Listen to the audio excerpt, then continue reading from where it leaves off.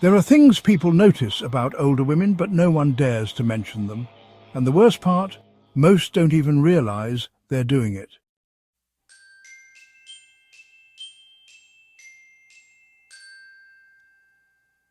But today we're breaking the silence.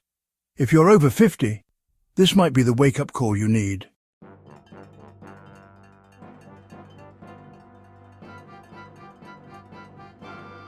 From neglected self-care to clinging to the past, these habits push people away without us realizing it. But here's the good news. Small changes can make a big difference. Stay with me because number 7 is the one most people overlook.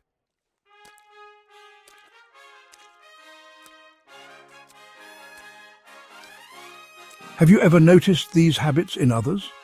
Let us know in the comments. Don't let these unnoticed mistakes hold you back. Hit that like button if this resonates and subscribe for more life-changing advice on aging gracefully. Let's make the golden years truly shine.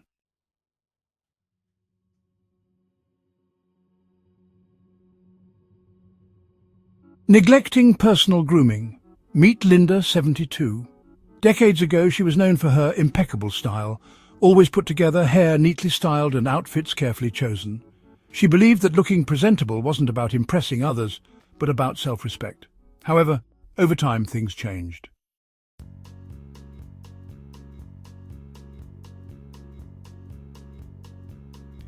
After retiring, she no longer felt the need to dress up every day. She started skipping hair appointments, wearing the same worn-out clothes, and neglecting small details like skin care and nail care. At first it seemed harmless, but slowly Linda noticed something strange. People treated her differently. Strangers no longer made eye contact. Her friends stopped complimenting her, and even in family gatherings she felt invisible. She didn't realize it, but her lack of self-care was affecting more than just her appearance. It was influencing how she felt about herself and how others perceived her.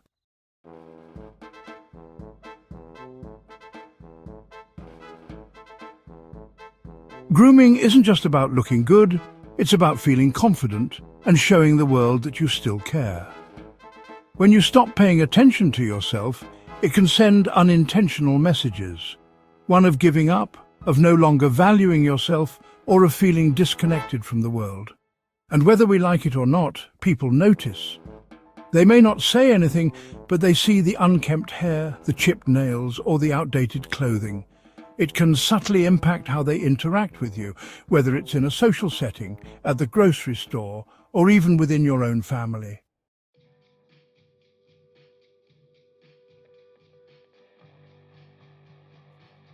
Think about it. Have you ever seen someone transform just by changing their hairstyle or putting on a nice outfit? It's not about impressing others, it's about showing up for yourself. The good news? You don't need expensive salon visits or a brand new wardrobe to refresh your look. Small, consistent habits can have a huge impact.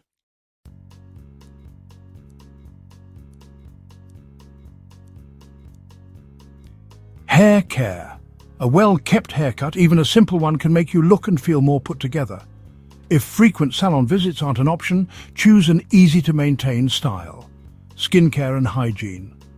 A basic skincare routine, like using moisturizer and sunscreen, helps maintain healthy, glowing skin. Nail care, clean, trim nails, even without polish, show attention to detail and good hygiene. Clothing. You don't need trendy clothes, just a few well-fitting, comfortable pieces that make you feel confident and polished.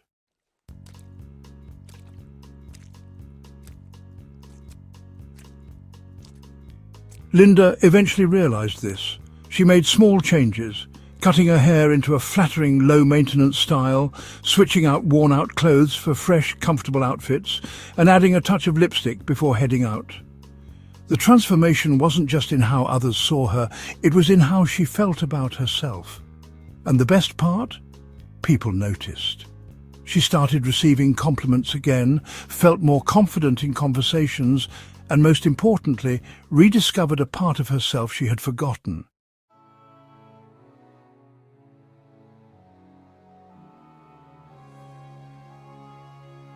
Have you ever noticed how small grooming changes affect confidence? What's one self-care habit you swear by? Let us know in the comments.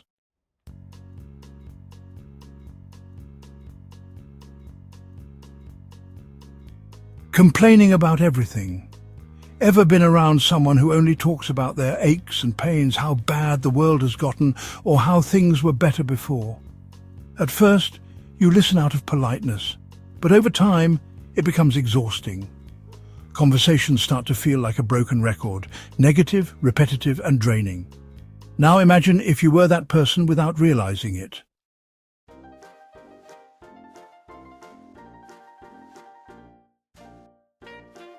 This is exactly what happened to Dorothy, 69. She used to be warm and engaging, always full of wisdom and laughter. But slowly, without noticing, she developed a habit, complaining about everything. From the rising cost of groceries to her back pain, from the state of the world to how young people don't respect their elders anymore, negativity had become her default conversation.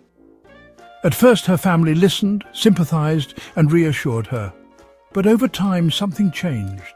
Phone calls became shorter, invitations became less frequent. And one day, Dorothy overheard her niece whisper to a cousin, "She's just going to complain the whole time." That was the wake-up call she never saw coming.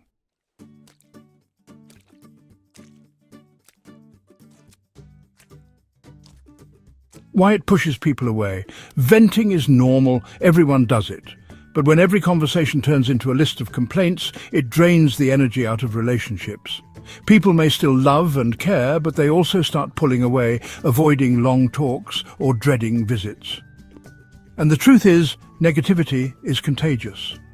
The more you focus on what's wrong, the more it colors your perspective, until you find yourself stuck in a cycle of frustration and discontent.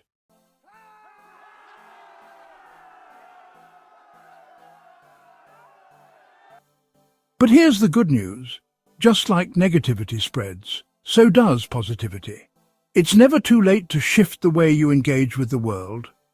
Dorothy knew she didn't want to be the person people avoided, so she made a small but powerful change. She started every conversation with something positive.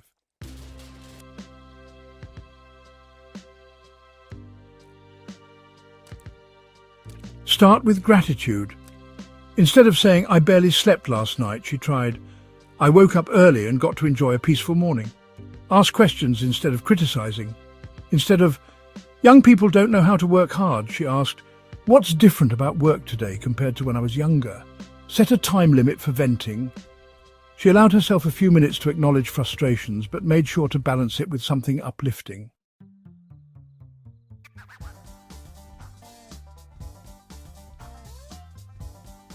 Within weeks, something surprising happened.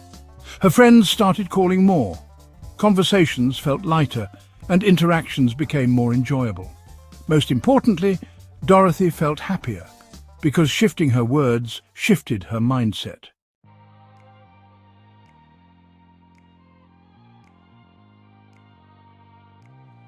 Have you ever noticed how a single negative conversation can change the mood of a room? What's one thing you appreciate about life today? Share it in the comments. And don't go anywhere. The next habit might be something you never even realized you were doing. 3 oversharing personal problems. Sharing personal.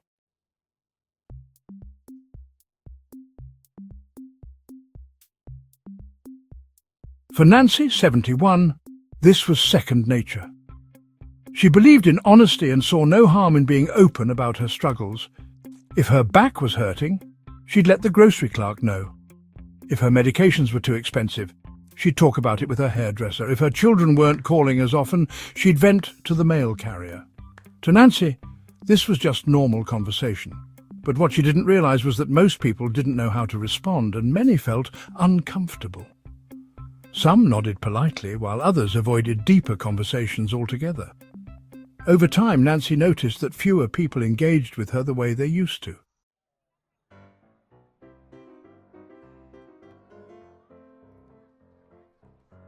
One day, while out for coffee with an old friend, she caught herself sharing her latest doctor's visit in great detail. Her friend smiled kindly but quickly changed the subject. That's when it hit her. Was she talking too much about her problems? Being open is a good thing, but constantly discussing personal struggles, especially with casual acquaintances, can make people feel awkward, overwhelmed, or even drained. They may not know what to say or may not want to carry the emotional weight of another person's problems. It's not that people don't care. It's that deep, personal conversations require trust and the right setting. A quick interaction at the grocery store isn't the place for a full rundown of medical history.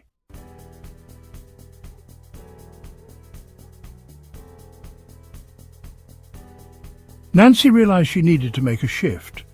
Instead of oversharing with everyone, she started practicing selective vulnerability, sharing personal matters with close friends, not casual acquaintances. Here's what helped her: pause before speaking. She asked herself, is this the right person and the right setting for this conversation? Keep casual interactions light. Instead of, I've had the worst stomach issues all week, she'd say, it's been a long week, but I'm getting through it. Save deeper conversations for trusted friends. She set aside time to talk openly with people she knew could offer real support. To her surprise, Nancy didn't feel more isolated. She felt more respected.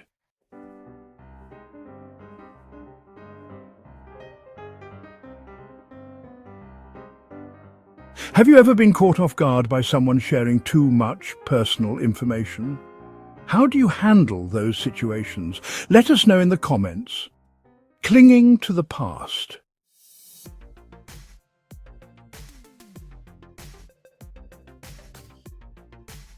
For Evelyn, 73, this was never a problem until it was. She found herself constantly saying things like, back in my day we had real music, or things were so much better before the internet took over. At first it felt like harmless nostalgia, but over time she noticed that younger family members tuned out when she spoke. Conversations with friends turned into endless comparisons between then and now.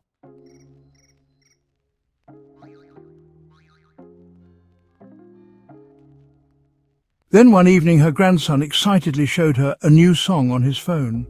Instead of listening, she scoffed, "That's not music. You should hear what we had back in my day." He sighed, put his phone away and didn't bring up music with her again. That moment stayed with her. Was she pushing people away without realizing it? It's natural to cherish the past, but constantly longing for it can create distance between you and your loved ones. When conversations always circle back to how things used to be, younger generations may feel like their experiences don't matter. Friends may find it exhausting when every topic turns into a comparison. The truth is, the world will always change, and the happiest people are the ones who learn to grow with it.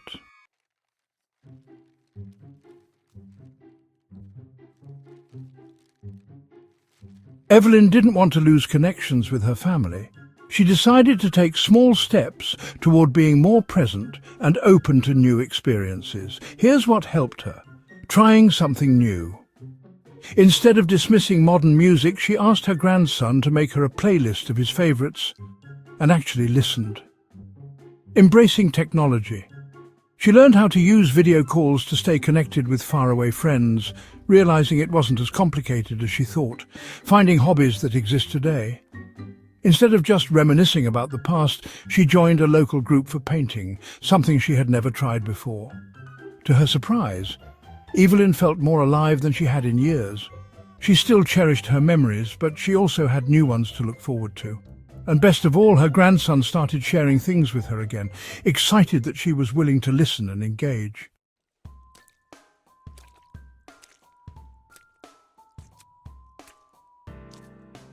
What's something new you've tried recently that you never thought you would? Let us know in the comments. And stick around, the next habit is one that often happens without people even realizing it. Being stubborn about change.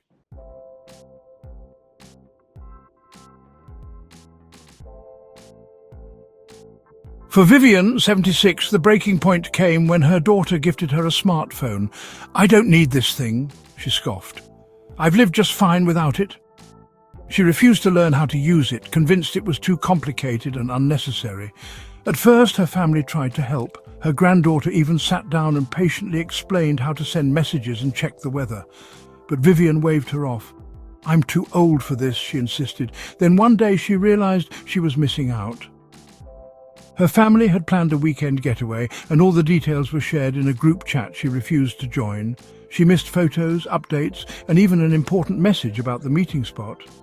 When she arrived late and flustered, her daughter sighed, "Mum, this is why we wanted you to have the phone." That's when it hit her. Her refusal to change wasn't just affecting her, it was pushing people away.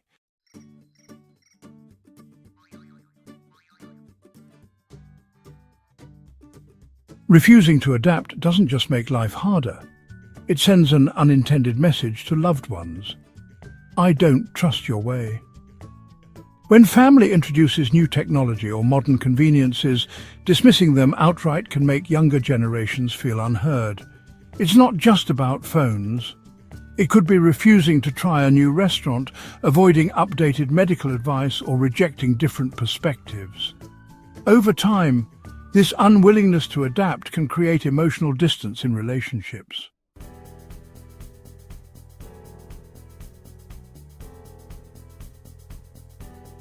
Vivian didn't want to feel left out anymore, so she made small, simple changes that helped her feel more connected. Instead of rejecting the smartphone, she let her granddaughter teach her one small thing at a time. Whether it was a new app, a different type of food, or a fresh way of doing things, she made it a rule to give it a chance first. When she realized that using a smartphone meant getting photos, video calls, and messages from her family, she finally saw its value. Within weeks, Vivian was sending texts, checking the weather, and even FaceTiming with her grandkids. More importantly, her relationships improved, because her family saw that she was open, engaged, and willing to embrace new things.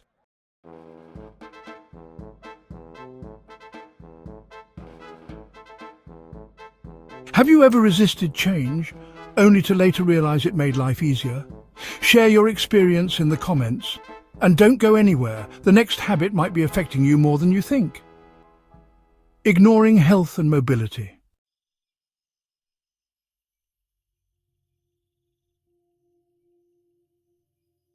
For Sarah, 74, this realization came too late. She had always been active in her younger years, but as she got older, she started avoiding movement. "My knees hurt, so I better rest them," she told herself. When her back ached, she sat down more. When stairs became difficult, she stopped using them altogether. At first, it seemed like small adjustments, but over time she noticed a change. Her balance was off, she felt weak, and everyday tasks became harder. One day, she struggled just to get out of a chair. That's when it hit her. Avoiding movement was making her body deteriorate faster.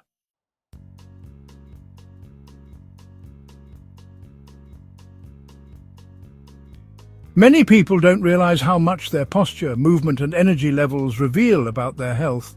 Others notice when walking becomes slower and unsteady. Posture slouches, making a person look more fragile. Simple movements like getting up or carrying groceries seem exhausting. Loved ones may not say anything, but they notice, and eventually, avoiding movement leads to a loss of independence.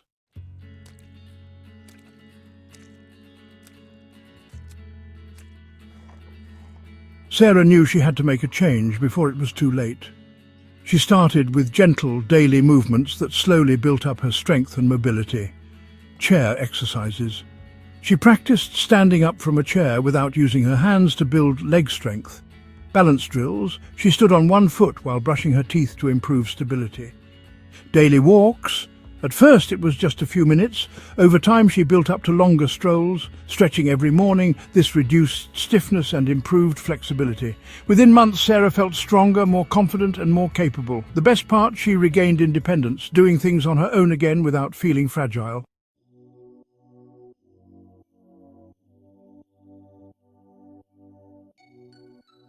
Have you noticed changes in your strength or balance over the years? What's one movement you do daily to stay active? Let us know in the comments. 7. Speaking without a filter.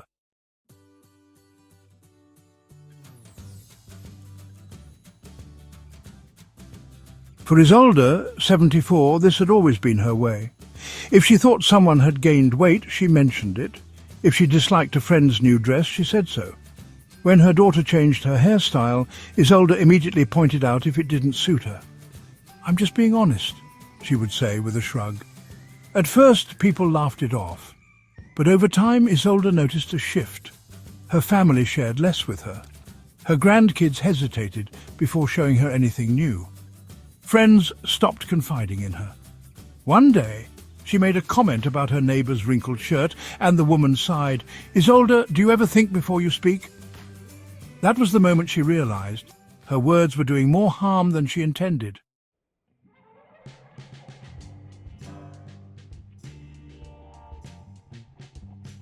Most people don't mind honesty, but when it comes without kindness or consideration, it can hurt. Some common mistakes include commenting on someone's weight, looks or clothing without being asked, criticising things that don't need fixing, sharing opinions that weren't requested. Loved ones may not confront the issue directly, but over time they may become more distant. No one likes to feel judged or constantly criticised, even if the words aren't meant to be hurtful.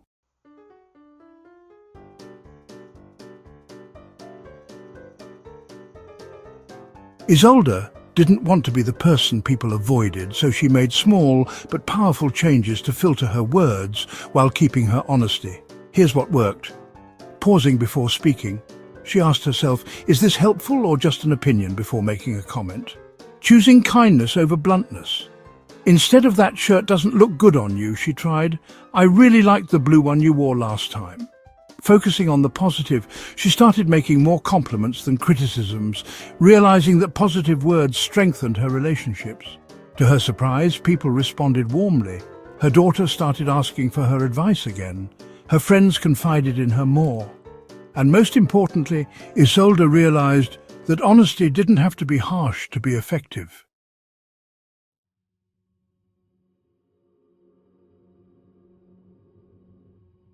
Have you ever said something without thinking and later regretted it?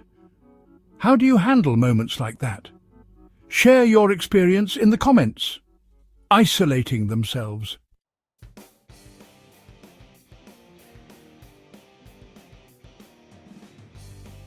For Jean, 78, isolation happened gradually.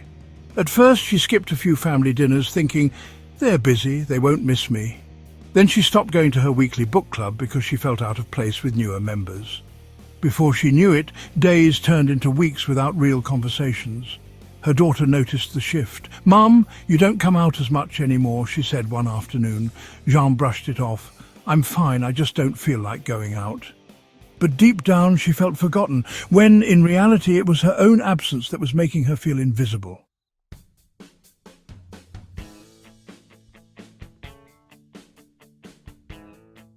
Even when seniors think no one cares, loved ones do notice when they start withdrawing.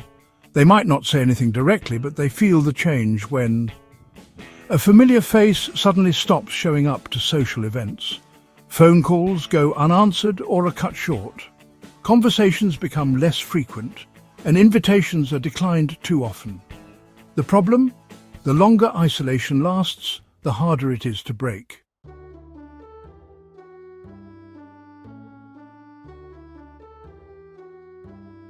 Jean realized she had two choices: continue feeling alone or take small steps to reconnect. Here's what helped her. Reaching out first. Instead of waiting for a call, she picked up the phone and reached out to an old friend. Saying yes even when unsure. When invited to lunch, she fought the urge to say no and went, even if just for an hour. Joining a local group, she signed up for a community art class, which gave her a reason to get out and interact. At first it felt uncomfortable, but with time Jean felt like herself again, engaged, connected, and part of something bigger. She wasn't forgotten.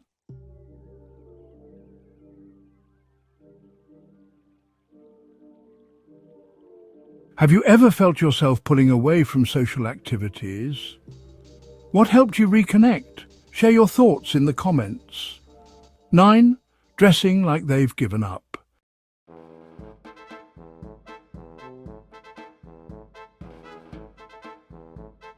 For Dolores, 79, this change happened slowly. She used to love getting dressed up, but over the years she fell into the habit of wearing the same stretched-out sweaters, faded pants, and old house slippers, even outside. She told herself it didn't matter. But then something unexpected happened. At a family gathering, her granddaughter asked, "Grandma, why don't you dress up anymore?"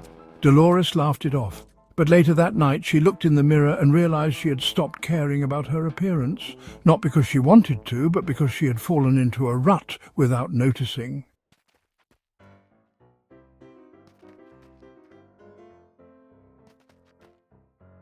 People may not always say it out loud, but they notice when someone stops taking care of their appearance. Clothing isn't about impressing others, it's about showing that you still value yourself. Worn out, baggy or outdated clothes can unintentionally signal low energy or lack of self-care. Never trying new styles can make someone feel stuck in time, disconnected from the present. Avoiding accessories, colors or small details can make outfits look dull and unintentional. The worst part, how you dress can affect how you feel. Wearing lifeless clothing can make you feel lifeless too.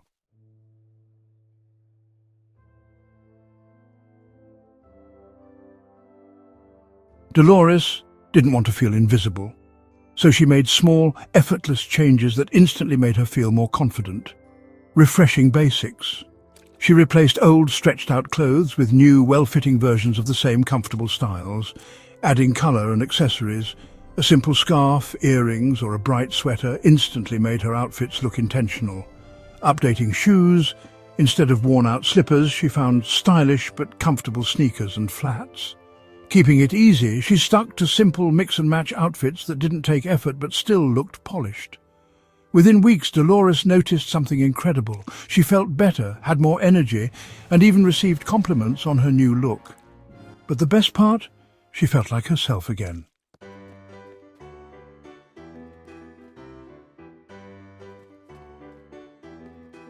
Have you ever felt stuck in a clothing rut? What's one small change that made you feel more confident? Let us know in the comments. These habits are more common than you think, but the good news? They don't have to define you. Aging doesn't mean fading away. It's a chance to embrace confidence, growth, and connection.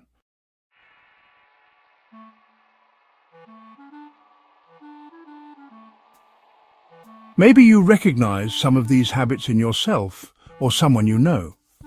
If so, you're already ahead, because awareness is the first step toward change. The little things, staying socially engaged, dressing with care, keeping an open mind, all add up to a life that feels more vibrant, fulfilled, and connected. It's never too late to make small changes that lead to a stronger, happier, and more confident you. Which of these surprised you the most? Drop a comment below. We'd love to hear your thoughts. If this video opened your eyes, hit that like button, subscribe, and share it with someone who needs to hear this